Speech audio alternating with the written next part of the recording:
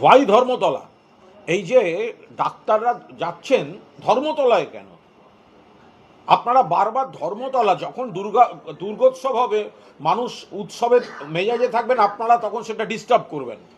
যখন আবার বড়দিন বর্ষবরণ আসবে, আপনি ডিস্টার্ব করবেন। ওদিকে অভয়ার দ্রুত বিচার চলছে, আপনারা তো আগাগোড়া মিথ্যাচার করেছেন।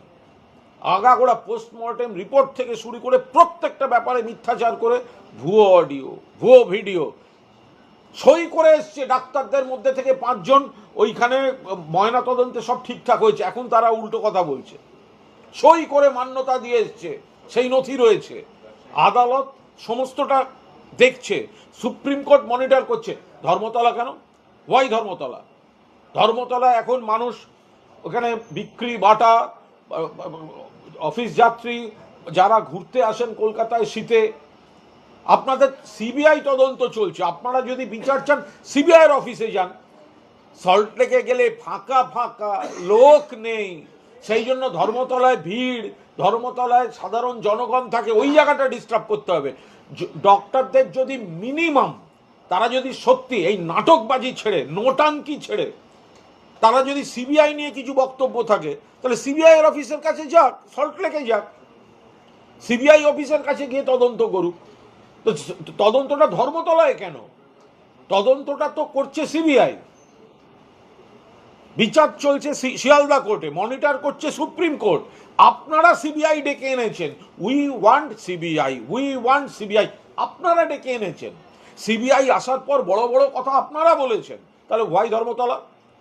নাটকবাজি, নোটাঙ্কি, এগুলো সব মুখোশধারী, নাটক করছে।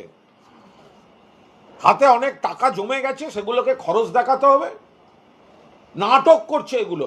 যদি সিবিআই এর কাছে বিচার চাওয়া হয়, তাহলে সিবিআই এর অফিসের সামনে কাছাকাছি যাবে। ধর্মতলায় কেন? ধর্মতলার সঙ্গে কি সম্পর্ক? তার কারণ ওদের সঙ্গে লোক নেই, লোক হবে না। ওই তো সিপিএম কংগ্রেস থেকে 4 আনা 4টে লোক আসবে, যান না সিবিআই এর অফিসের কাছে গিয়ে, সল্টলেকে গিয়ে বসুন। আপনি ধর্মতলাকে কেন ডিস্টার্ব করতে যাচ্ছেন বারবার? নিয়োগ দুর্নীতি মামলায় কালীঘাটের কাকুকে, তাকে সোন অ্যারেস্ট করেছে সিবিআই প্রেসিডেন্সি জেল থেকে, তাকে হেফাজতে আবার নিতে চাই, আদালতের দ্বারস্থ হয়েছে।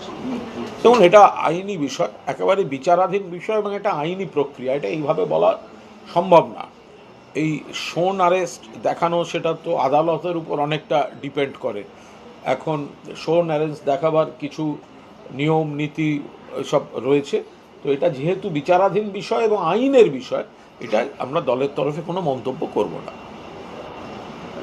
চিন্ময় কৃষ্ণের যে আইনজীবী রবীন্দ্র ঘোষ তিনি তো এসছেন এখানে ব্যারাকপুরে, সেখানে কার্তিক মহারাজ গিয়ে আজকে দেখা করেন, এবং এখন ইদানিং দেখা যাচ্ছে যে কার্তিক মহারাজের সভাতে বিজেপি নেতারা সবসময় যাচ্ছে। আজকে অর্জুন সিং কি নিয়ে উনি কি আস্তে আস্তে পলিটিক্যালের মধ্যে? না, দেখুন, ওখানে দেখলাম 2 জন শান্তির দূত, মানে যারা প্রেম বিলিয়ে বেড়ান, কার্তিক মহারাজ এবং অর্জুন সিং।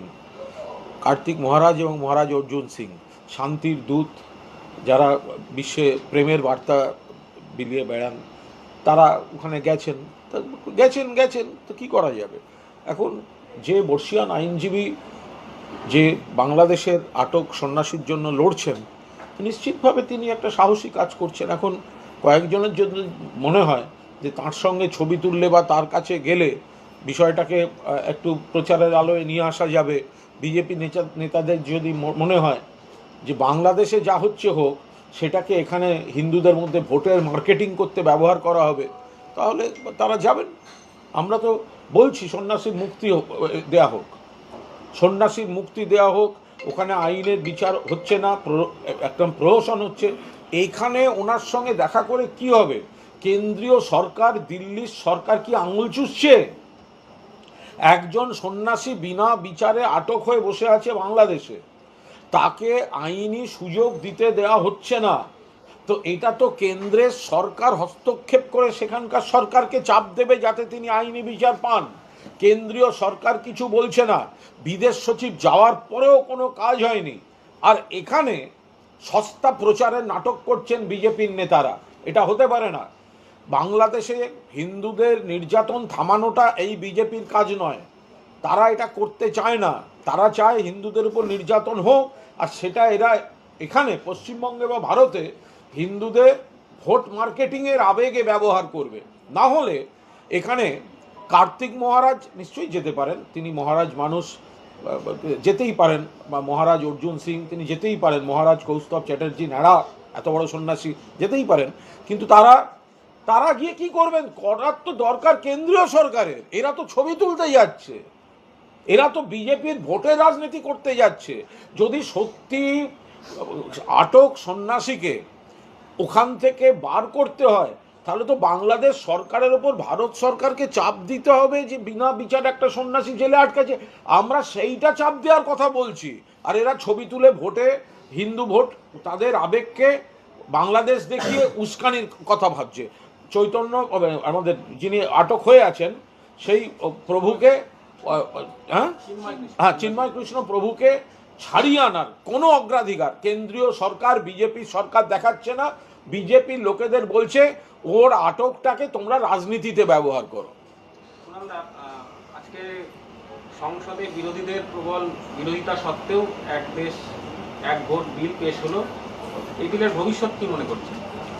দেখুন, আমাদের দেশের ক্ষেত্রে এই বিল কোনোভাবেই এটা উপযুক্ত নয়। এ বিষয়ে আমাদের দলের সর্বভারতীয় সাধারণ সম্পাদক অভিষেক বন্দ্যোপাধ্যায় অত্যন্ত স্পষ্টভাবে এবং কড়াভাবে বক্তব্য জানিয়েছেন। এর আগে মাননীয় মুখ্যমন্ত্রী মমতা বন্দ্যোপাধ্যায় সমস্ত বিষয়টা ব্যাখ্যা করে দিয়েছেন। বাকিটা সংসদের রণনীতি, তারা মমতা বন্দ্যোপাধ্যায়, অভিষেক বন্দ্যোপাধ্যায় তারা ঠিক করে দেবেন।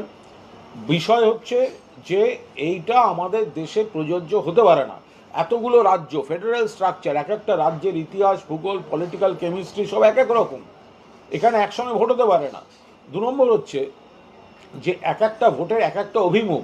আমাদের দেশে আপনি একটা ভোট দেবেন, তারপর 5 বছর সেই সরকার চলবে, এর কোনো গ্যারান্টি আছে? মহারাষ্ট্রে আগেবার মাঝপথে সরকার ভেঙে বিজেপি একটা সরকার গড়ে দিল। তাহলে আপনি যে এক দেশ এক ভোট করবেন, যদি অন্তর্বর্তী ভোট হয়, এইভাবে আমাদের দল খুব কড়াভাবে বিশ্লেষণ করছে এবং যথাযথভাবে সংসদে তাদের দায়িত্ব পালন করবে। একদিকে হিন্দু নির্যাতন চলছে বাংলাদেশে, অন্যদিকে ভারত বিদ্বেষ বিভিন্ন রকম মন্তব্য সামনে আসছে।